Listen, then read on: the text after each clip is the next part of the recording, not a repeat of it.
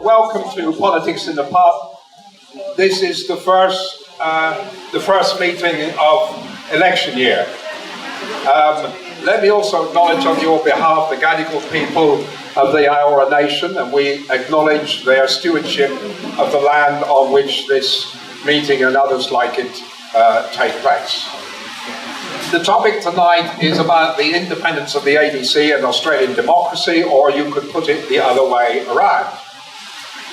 We're going to be largely, I imagine, talking about Australia, but if you cast a quick eye around the world, you'll see that the notion of the freedom of the press, or freedom of speech, is seriously being eroded.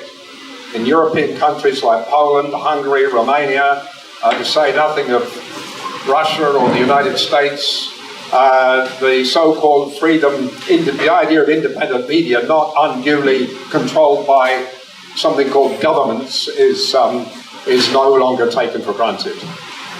So in that respect, we're thrilled to bits to have two first-rate speakers to address this question this evening, because it's a serious question for Australian democracy, for commentary on the sort of issues that you are interested in. Quentin Dempster, many of you know, is in a way an independent voice already for the ABC, and has been for a long time.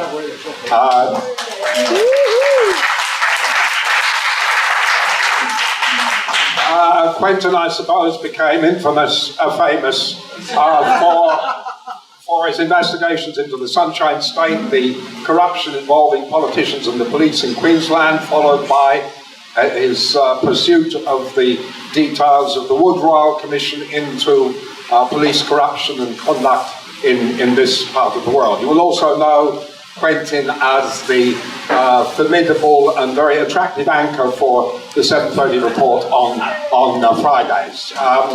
He was, when he left, when you leave an organisation, you always get more compliments than when you're there. And he was thanked for being a fearless and forensic journalist who, among other things, had won the Walkley Award.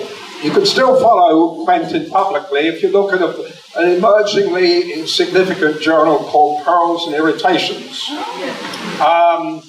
And in many ways, Quentin is a sort of pearl for alternative voices, but an irritation to the establishment. So that's my quick précis of Quentin's end-of-term report. Please, first of all, welcome Quentin Dempster to Politics in the Pub. In trying to defend the ABC as an institutional pillar of a fearless free media in Australia's robust democracy, first we have to confront paranoia.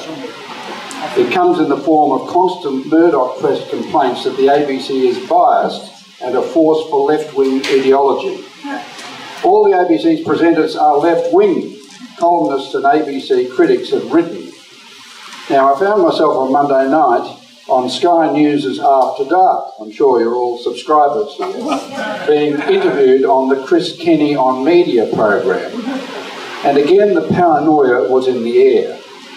Name me one Conservative or right-of-centre presenter at the ABC, Mr Kenny demanded. I said I wasn't going to fall into that trap by offering up a name. And of course, to do so would be to make an admission that the question was valid and did have a basis in fact. I suppose when you look at it, it's a have you stopped beating your wife type of question. I confess to you in this pub that as a television interviewer myself, I might even have tried to devise similar guilty as charged trap questions when interviewing slippery politicians. I told Mr Kenny that his ABC's left-wing charge was a defamatory smear of professional ABC staff whose duty it was to abide by the editorial policies requiring objective journalism practice as set by the ABC board. The smear was used by Rupert Murdoch and his outlets as a tactic to vilify marketplace rivals, especially public broadcasters, the ABC, the BBC and PBS here in Australia, in the United Kingdom and in the United States of America. Similar tactics have long been apparent in the US, where there is a constant charge about the malign influence of the so-called liberal media, including the New York Times and the Washington Post. Chris Kenny protested that I was implying he was taking, this was all live, I was implying he was taking instructions directly from Rupert Murdoch. I replied, no, but I believe Rupert was communicating with him telepathically, as he does with all his appointed editors and many of his hand-picked columnists, TV and radio shock jocks. Mr. Kenny laughed it off. Now, if you don't believe me on Rupert's control of his editorial output, read Emeritus Professor Rod Tiffin's exceptional book, Rupert Murdoch, A Reassessment. After 326 pages of forensic examination of Murdoch modus operandi and abuse of power through intimidation of politicians, Professor Tiffin came to the criminality, the breach of privacy and unethical conduct in the phone hacking scandal in the UK, which exposed News Corp culture into the world, to the entire world. Professor Tiffin writes, "It was not inevitable that these scandals occurred in News Corp, but neither is it simply an unfortunate coincidence. These outrages were not the product of a few rogue individuals so much as of a rogue corporation. Of course, the great majority of News Corp's 50,000 plus employees and the overwhelming majority of its journalists are as repelled as the rest of the population by the abuses that have been revealed. However, the scandals were the product of a corporation where power is, perhaps uniquely, concentrated, and where a confirming hierarchical culture makes it difficult for instructions to be questioned or challenged. This is a corporation impatient with any ethical impediments to achieving the results it wants, and which greets external criticism with blanket denial and often aggression. And as Murdoch himself has said, quote, for better or worse, News Corp is a reflection of my thinking, my character, my values." Now, in Australia, the ABC's left-wing charge has been used for decades by Fairfax and now Murdoch columnist Dr. Gerard Henderson. It has been taken up by many Murdoch mouthpieces and columnists across his outlets. Gerard Henderson is always on the lookout for reds under the bed. He'll find a few in this room, I'm sure. When the threat of communist infiltration of unions, universities and institutions, including the ABC, led to a referendum to prohibit the Communist Party in Australia, the electorate said no. Australia is a demonstrable democracy and even includes the constitutional rights of anti-democrats. But in the ABC's case, the communist paranoia went on for years. ASIO continued to vet ABC staff appointments for many years through the 1950s and 1960s. Perhaps they still do. That must be an official secret. But now the paranoia extends to other influences. Now it's progressives or left-wingers. In the early 1990s, I remember a conversation with Gerard Henderson where he remonstrated with me and complained that ABC staff introduced their reports of his comments with the descriptor right-wing, such as in right-wing commentator Gerard Henderson. You can hear a radio report. Right-wing commentator Gerard Henderson. Now, I conceded the point to Gerard after thinking about it. Why should anyone's contribution to public discourse be preemptively categorised? Let the words speak for themselves, after which the audience can unpack those words and only then consider possible motivations behind such an utterance. I conversationally told my ABC colleagues to please stop using the right-wing descriptor. Gerard was sensitive about it, I said, and they did. So much for decency. For decades since that conversation, I've been laughing and groaning each week as Dr. Henderson in the Herald or in the Oz denounced anyone with whom he disagreed as left-wing, particularly ABC reporters, presenters and interviewers. The charge is a defamatory smear of the entire ABC effort. Fortunately, the Australian public do not agree with Gerard Henderson or Rupert Murdoch and all his henchmen. The latest Trust survey shows that 82% of Australian adults aged 18 to 75 trust the information that the ABC provides. 83% of Australians believe the ABC performs a valuable role in the Australian community. The ABC is a flawed institution. It makes mistakes. There can be bias, factual error, inexperience, misinterpretation, and faulty analysis. They are dealt with through an often tortuous formal process of internal complaints handling involving published corrections, admonishments, and discipline. Unlike the Murdoch press, the ABC is subject to statutory regulation of its code of conduct, with external oversight through the Australian Communications and Media Authority. The ABC Annual Report publishes ACMA birchings of ABC journalists and programs. The latest example was an ACMA birching of Canberra political editor Andrew Provan, who had reported on the news that Tony Abbott was, quote, the most destructive politician of his generation, close quotes. The ACMA found the report was not duly impartial. Although Mr Provan's expert analysis may be vindicated by the judgment of history, there is no right of appeal. He and the ABC copped it sweet. The point is, the ABC standards are held to account by internal disciplines and external oversight. Yes, the ABC is not perfect, but the record of the ABC's exceptional contributions to public interest journalism in this country, I think, more than redeem its occasional mistakes. There's now a Royal Commission into aged care in this country following Who Cares? The Four Corners exposure showing what may be systemic malpractice, failed quality assurance and under-servicing.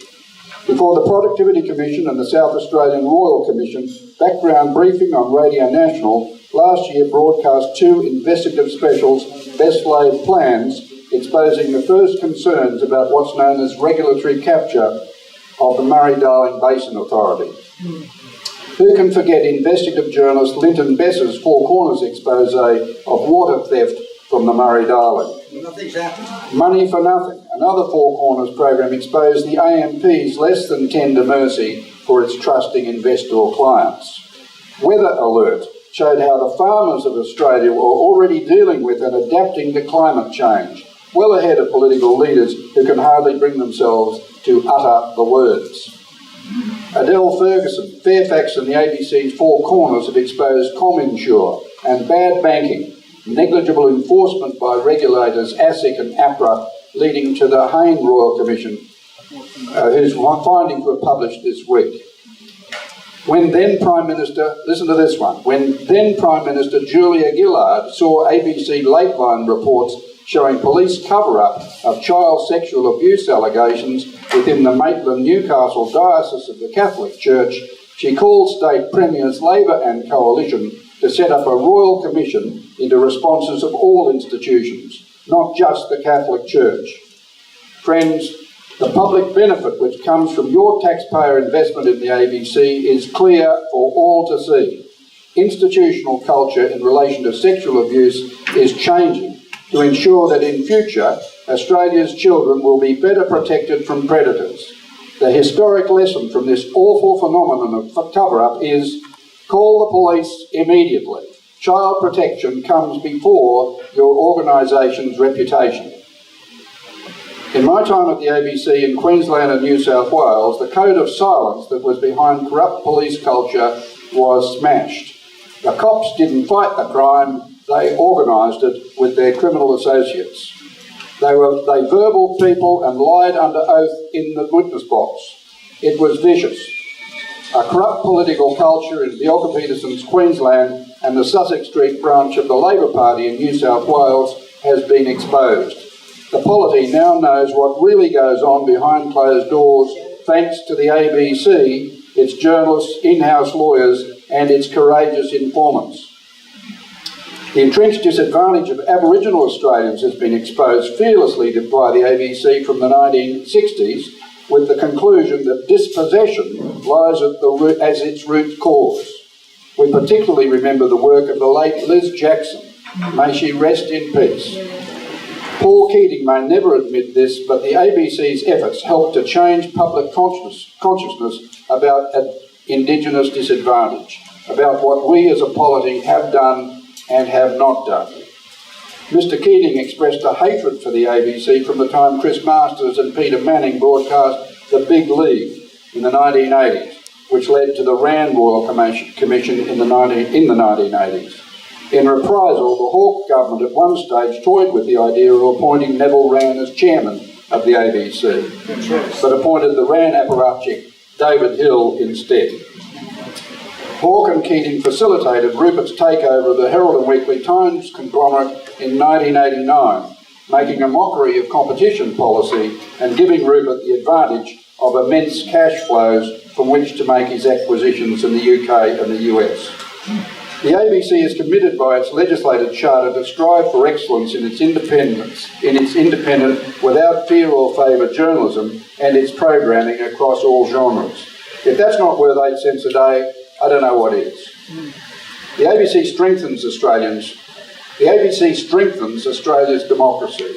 It does not work to subvert it, as Gerard Henderson and Rupert Murdoch allege. As part of a free media, it safeguards the separation of powers. And now the ABC, from the Reithian model of public broadcasting, is evolving and breaking new ground through the digital revolution. More people are accessing content through smartphones and digital devices. This is the content on demand era, and the ABC must be on all platforms where audiences are hungry for quality and engaging video, audio and text. But right now, 2019, the ABC is fighting for its life. There's contemporary allegations of political interference at the highest levels, and the current parliamentary inquiry into the conduct of the former chairman, Justin Milne, is expected to substantiate those allegations with what's on the evidentiary and public record to date. For audiences, the defunding of the ABC has been devastating. Defunding was initiated from 2014, and Tony Abbott's dishonouring of his election commitment that there would be no cuts to the ABC or SBS. Lateline is gone. State Line is gone. Four Corners budget has been hacked into. The Drum, a text-based online publication to facilitate the clash of ideas with opinion research and analysis to inform and engage Australians, has been closed down. The original fact-checking specialist staff unit has been axed. ABC television production in Brisbane, Hobart, Adelaide and Perth has been closed down. Radio news bulletins and radio current affairs shows have been defunded, staff slashed and broadcast time reduced. Foreign correspondent has been reduced to ever smaller outings. The ABC drama budget and output has been slashed. Documentaries are increasingly cheap and low-quality buy-ins. There's product placement on Grand Designs Australia, a bloody Range Rover. Radio Australia is now just a website with podcasts. Then Foreign Minister Julie Bishop destroyed the ABC's Asia-Pacific broadcasting effort in 2014 when she unilaterally terminated the DFAT Australia Network contract. The ABC lost the great Sean Dorney and 80 wonderful international broadcasters operating out of Melbourne and in-situ correspondents engaging people throughout the region with information and current affairs relevant to their countries. It's vandalism. Shame on you, Julie Bishop. The ABC primetime schedule consists now of wall-to-wall shelf programs acquired from other broadcasters. Vera, Midsummer Murders, Endless, Agatha Christie. One exasperated viewer screamed at her TV set, it's like there's a gruesome murder every week in every village in all of Merry England. A once great ABC supporter reeling from all this, you're going to go shortly, a once great ABC supporter reeling from all this recently sent me a Christmas card saying, "Quentin, it's hard to keep waving the flag." Yes, it is, when we see the ABC in such a distressed and diminished state. There are forces in this country, ladies and gentlemen, out to destroy the ABC and public broadcasting. The Liberal Party National Conference has carried a resolution. It is now Liberal Party policy to privatise the ABC. The Parliamentary Liberal Party says it is not bound by this, but neither the Prime Minister, Scott Morrison, nor the Communications Minister, Senator Mitch Fifield, or any other prominent voice in the Liberal Party of Australia has said they will seek to have the party rescind this policy. The National Party has been mute. Even though many Nationals MPs know the ABC services and programs are vital to their rural and regional constituents, no one in the Nationals has gone into bat for the ABC. Where's Barnaby? Where's Michael McCormack? We seem to have lost Pauline Hanson, She didn't take kindly to the ABC's exposure of One Nation's own distressed members, branch treasurers and executive officials who went on camera to complain about her dictatorial administration of their party. It's her party. The cult for personality goes beyond Xi Jinping. She's persuaded Mitch Fifield to put the boot into the ABC in return for her vote. Let me start this again. She persuaded Mitch Fifield to put the boot into the ABC in return for her vote on media reform which has resulted in further consolidation of media ownership with the likely disposal of regional mastheads later this year.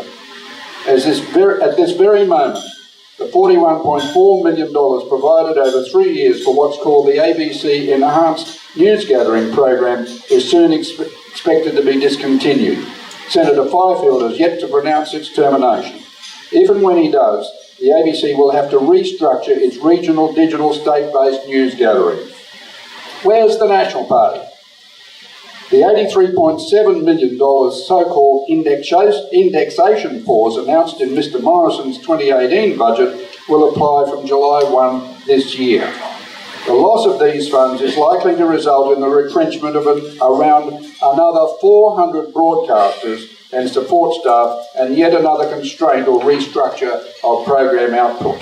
This comes on top of defunding of $254 million in operational base funding since 2014 with the termination of 1,000 full-time equivalent staff. With the loss of more than 3,000 professional journalists in private media corporations and newspapers throughout Australia, brought by the digital revolution and the diversion of advertising revenue to global digital platforms, why would any government claiming to be operating in the national interest seek to gut the ABC? But this is why we now need all hands on deck in the coming federal election. I thank the Greens and all those parliamentary crossbench independents who have publicly expressed their support for the ABC, despite all its known faults and deficiencies. I also now thank the National Conference of the Australian Labor Party and its parliamentary leader, Bill Shorten, for having elevated the survival of the ABC to a major federal election issue. Over the years, Anthony Green, the ABC psephologist, always told me that the ABC was barely a blip on the political radar at election time. That is why the Coalition always lulled ABC supporters into a false sense of security before dishonouring their commitments on gaining power. John Howard and Richard Alston in 1996, and Tony Abbott, Joe Hockey and now Mitch Fifield from 2013. This time, 2019, the hostility is raw and must be confronted by all people of goodwill in Australia. That hostility is totally unnecessary. Public broadcasters appeal to the Prime Minister Scott Morrison to think again about the great contribution an adequately funded public broadcaster can make to national cohesion and democratic engagement throughout the states and regions of Australia. We appeal to Mr Morrison to appoint a new ABC chairman committed to its independence and its crucial charter obligations and transition as a major player in digital content creation. It's not too late for the Liberal Party and the National Party to think again. If you place all your adversarial political cards with the Murdoch methodology, don't be surprised by the Murdoch double cross. Pubs full of sacked editors can attest to Rupert's ruthlessness. When the worm turns, Rupert will leave you lying in the gutter, laughing at your gullibility. Public broadcasters demand of Bill Shorten that he and his Shadow Expenditure Review Committee declare on the public record before the federal election exactly how Labor in government would ensure the ABC's survival. We appreciate that he's declared the indexation pause will not be implemented, but the ABC desperately needs to be refunded to rebuild its capacity. Bring back Lateline, bring back Stateline, rebuild foreign correspondent to 46 weeks a year, build more specialisation into Radio National, not less. Every piece of distinctive audio and video can be used to much greater audience engagement through digital devices. The digital revolution is helping the ABC to survive if it can reach where the audiences are accessing content. Reverse the ABC's Sydney centrism, which has resulted from defunding. Rebuild regional and state-based radio and digital programming. Rebuild science programming and educational programming. More live broadcasts from our great orchestras on Classic FM. More of Triple J and original Australian music composition. Rebuild ABC International Broadcasting before Xi Jinping and the Politburo in Beijing win all the hearts and minds of our Pacific neighbours through projecting Australia as a liberal democracy where dissent is not a crime against the state. Build innovative content creation to take the ABC into the digital future so that its great contribution to the success of Australia as a functioning, cohesive democracy is guaranteed. Friends, we now have to smash through our cynicism and stand up for the ABC and all it provides to the Australian people. Now, in the final scene of David Williamson's play Rupert, the Murdoch character stands up on stage before the audience as a hideous Gorgon. "I'm still here," the monster spits, "so what are you going to do about it?" Thank you. Yay!